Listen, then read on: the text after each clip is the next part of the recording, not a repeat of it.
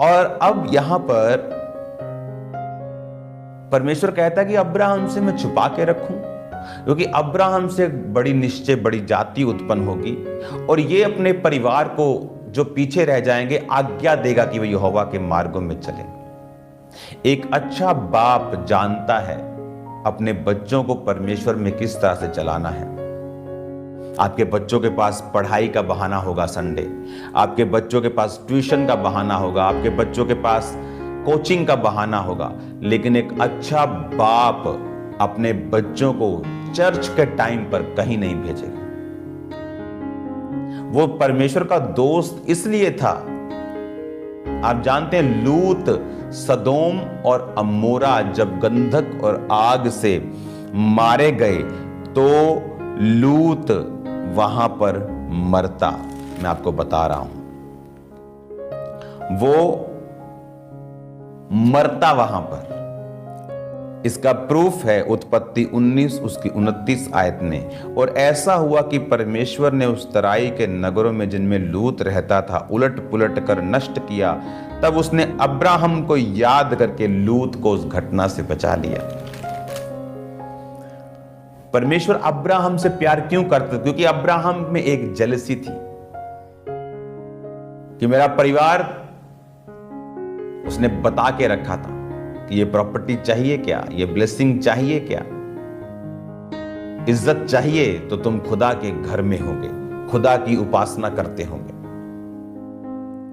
Bible कहती जब तू अपने बच्चों पर छड़ी चलाएगा तो वो मरेंगे नहीं, और अगर तू छड़ी नहीं चलाएगा तू एक बुरा बाप और बुरी मां है। मैंने माओं को देखा है अपनी बेटियों की गलतियों को छुपाते हुए कि घर में कलेश ना हो। कलेश बचा लिया पर नरक से नहीं बचाया उनको। शर्म आनी चाहिए आपको। घर में लड़ाई तो बचा लिया आपने, पर अपने बच्चों को ऐसे अंधकार की ओर धकेल दिया जहां वो सारी उम्र संघर्ष करेंगे, शैतान के हाथों में नाचेंगे, रोएंगे और आपको भी रुलाएंगे। डॉक्टर उस कैंसर के फोड़े को निकाल देता है आपकी बॉडी से, क्योंकि उसे मालूम है अगर नहीं निकालेंगे तो फैल जाएगा, तो मर जाओगे। उस दर्द के चक्कर में अगर उस फोड़े को आप नहीं निकालें और वो पूरी बॉडी में फैल जाए तो आप उस मृत्यु का कारण खुद हैं। सबसे पहला प्यार आपका जीसस क्राइस्ट है, आपके बच्चे नहीं, आपका हस्बैंड नहीं, आपकी वाइफ नहीं, आपकी सेवकाई नहीं, आपकी चर्च नहीं, आपकी प्रॉपर्टी नहीं, आपका धन दौलत सोना चांदी बैंक बैलेंस नहीं। परमेश्वर के सामने ना तो सेवकाई ना परिवार कुछ नहीं आता। परमेश्वर और उसकी सेवा ये दोनों अलग हैं। कुछ लोग सेवा को परमेश्वर बना लेते हैं, फिर सेवा के कंपटीशन के चक्कर में झूठ भी बोलते हैं, इतना कि हंसी आती है लोगों के ऊपर। हालेलुया, कि मैं पीछे ना रह जाऊं चाहे झूठ बोलना पड़े, क्योंकि उनकी सेवा खुदा है। मेरी सेवा मेरा खुदा नहीं है, मेरा खुदा है। अब्राहम का खुदा पैसा नहीं था, इसलिए उसने परिवार को स्ट्रिक्टली परमेश्वर में चलाया। और यही कारण था कि परमेश्वर कहता था कि ये मेरा दोस्त है, क्योंकि ये अपने और अपने परिवार को भी अपने पीछे परमेश्वर में चलाएगा। परमेश्वर को पसंद आई अब्राहम की वो दोस्ती, अब्राहम की वो जेन्युइननेस, वो जेलसी खुदा के लिए जो उसके दिल में परमेश्वर के लिए थी। बाइबल कहती जो तू बोएगा वो तू काटेगा। तू परमेश्वर के सामने जितना रखेगा, परमेश्वर कहता है मैं तुझे उतना वापस करूंगा, और हिला हिला के दबा दबा के वापस करूंगा। लेडीज आटा देती ना ऐसे, और जब आप वापस करते थे तो कहता है मैं दबा दबा के, फिर हिला के, फिर दबा के, फिर भर भर के तुझे वापस करूंगा जितना तू देगा। तो वो सिरदर्दी है तो सिरदर्दी भर भर के वापस आएगी। और अगर वो परमेश्वर के काम में पवित्रता, जेलसी, खुदा के लिए बढ़ना है तो वो वैसे वापस आएगी।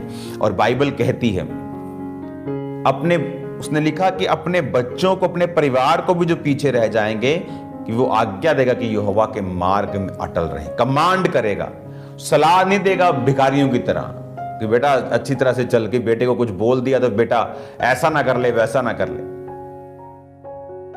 जब आप परमेश्वर के लिए खड़े होते हैं तो आपको हियाव रखना है, आपको दलेरी रखनी है, आपको अपने परिवार को बचाना भी है, और कई बार आपको फोर्सफुली शैतान से लड़ते हुए अपने परिवारों को बचाना पड़ता है। और इसीलिए परमेश्वर उससे प्यार करता था। लूत अपनी प्रेयर से नहीं बचा, लूत अब्राहम से जो दोस्ती खुदा की थी उसके कारण बचा। लूत का परिवार मसीह में नहीं था, यहोवा में नहीं था। उसकी लड़कियां जो थीं, जो उनके दामाद थे, जब उसने परमेश्वर के बारे में बताया कि यहां पर गंधक आग बरसेगी, तो अगर आप बाइबल की स्टडी करें तो कहता उसके दामाद हंसी करने लगे, हंसने लगे, कहते बुड्ढा खिसक गया, पागल हो गया, और उसके साथ नहीं आए। उसकी बेटियों ने सोकर उसके साथ मोआब को और अम्मोनियों वंशी को पैदा किया, जिससे परमेश्वर नाराज हुआ, जिससे परमेश्वर ने उस पूरे वंश को श्रापित किया कि अम्मोनी और मोआबी मेरे भवन में ना आने पाए। बाइबल कहती लूत उन लोगों के, सदोम अमोरा के लोगों को देख दुखी था, पर बस दुखी था, बस करता कुछ नहीं था। जैसे मैंने देखा कई घरों में माएं दुखी होती, हाँ मेरा बेटा प्रेयर नहीं करता, बस दुखी हैं। ना तो वो उसके लिए प्रेयर करती हैं, ना तो उसको वो डांटती हैं, ना वो उसको चर्च आने के लिए बोलती हैं कि घर में कलेश ना हो। ओके, आप कलेश ना करो, लेकिन अपने बच्चों को नरक की ओर भेज दो। आपको कई बार अपनी पोजीशन लेकर एक वॉरियर की, एक फौजी की, अपने अधिकारों का प्रयोग करके सांसारिक दृष्टि से भी और आत्मिक दृष्टि से भी अपने परिवारों को बचाना होता है। लूत अपने परिवार को बचा नहीं पाया, वाइफ उसकी नमक का खंबा बन गई। जब उसने पीछे की ओर मुड़ के देखा, उसके दामाद चले गए, लड़कियों ने गलत काम कर लिए, और उसके बाद अगर आप लूत को देखेंगे तो पूरी उसकी आशीष भी एक दिन फिनिश हो गई, सब खत्म हो गया। क्योंकि लूत की ब्लेसिंग का कारण अब्राहम की संगति थी, और उसे लगा कि शायद मैं अपनी मेहनत से सफल हो रहा हूं। और वो जब अब्राहम ने कहा लड़ मत, मेरे चरवाहों के साथ चला जा, तो वो चला गया। उसने ये नहीं कहा कि मैं जाऊंगा नहीं, मुझे अपने तरीके से कहीं भेज दे, कहीं मुझे एरिया दे दे, तू वहां आया जाया कर। लेकिन जब शैतान दिमाग खराब करता है तो लोग नाश की ओर चल पड़ते हैं। जो लोग, जिनकी लाइफ में खुदा की सेवा की बुलाहट है, आपको कई बार सुनना होता है वो आपको क्या कहते हैं, हलीम होना होता है उनके सामने कि वो क्या कहते हैं। बाइबल कहती है परमेश्वर की सेवा करने वाले 2 गुने आदर के योग्य समझे जाएं। हालेलुया। मैंने लोगों में एक बड़ी बुरी और एक डफर बात देखी है। मान लो मैं अपने स्पिरिचुअल फादर का नंबर अगर मेरे पास है तो मैं कभी भी ऐसा नंबर उठाकर उनको नहीं बोलता I am praying for you, never.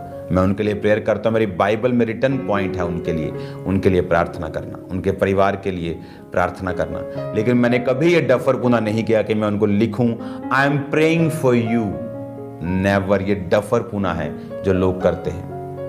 आप कभी वो मैन ऑफ गॉड जो आपसे कहीं अधिक स्पिरिट में ऊपर है, आप उसको कभी मैसेज मत करें I am praying for you.